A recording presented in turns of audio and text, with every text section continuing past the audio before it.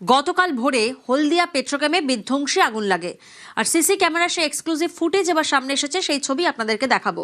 গতকাল ভোরে হলদিয়া পেট্রোকেমে বিধ্বংসী আগুন, দেখুন সেই ছবি, সিসি ক্যামেরার এক্সক্লুসিভ ফুটেজ।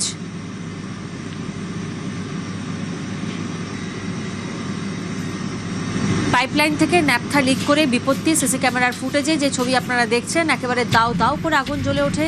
উপরে থাকা হাই ভোল্টেজ বিদ্যুতের তারে আগুন লেগে যায়।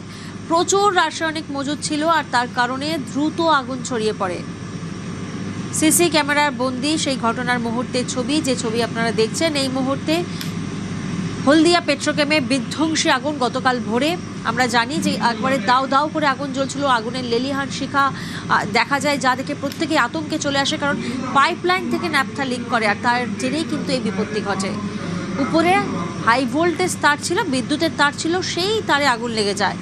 প্রচুর রাসায়নিক মজুদ ছিল, যার জেরে কিন্তু আগুন দ্রুত ছড়িয়ে পড়ে।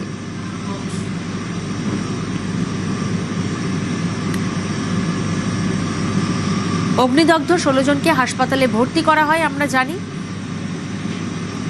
এবং পরিস্থিতি নিয়ন্ত্রণে আনতে হিমশিম খেতে হয়, রীতিমতো হিমশিম খেতে হয় দমকলকে, কারণ রেল লাইনের ধারে একাধিক ঝুপড়ি এবং সেই ঝুপড়িতে আচমকায় আগুন ছড়িয়ে পড়ে।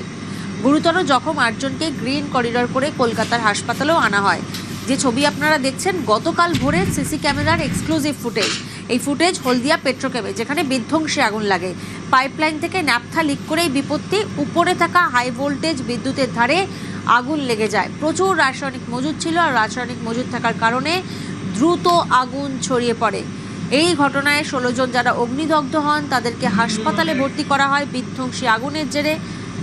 গতকাল ভোরে আমরা দেখি যে ন্যাপথা লিক করে বিপত্তি হয়, পাইপলাইন থেকে ন্যাপথা লিক করে এবং উপরে একটা হাই ভোল্টেজ তার ছিল, সেই তারে আগুন লেগে যায় এবং প্রচুর রাসায়নিক মজুদ থাকায় দ্রুত আগুন ছড়িয়ে পড়ে এবং পরিস্থিতি নিয়ন্ত্রণে আনতে হিমশিম খেতে হয় দমকলকে।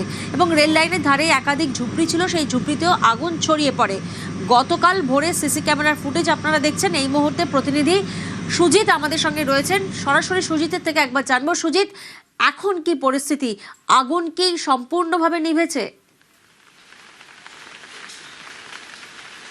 তখন নিয়ন্ত্রণে এসেছিল গতকালই, কিন্তু আগুন নিভছিল না। এবং কেন নিভছিল তুমি জানো, অতি দাহ্য ন্যাপথা।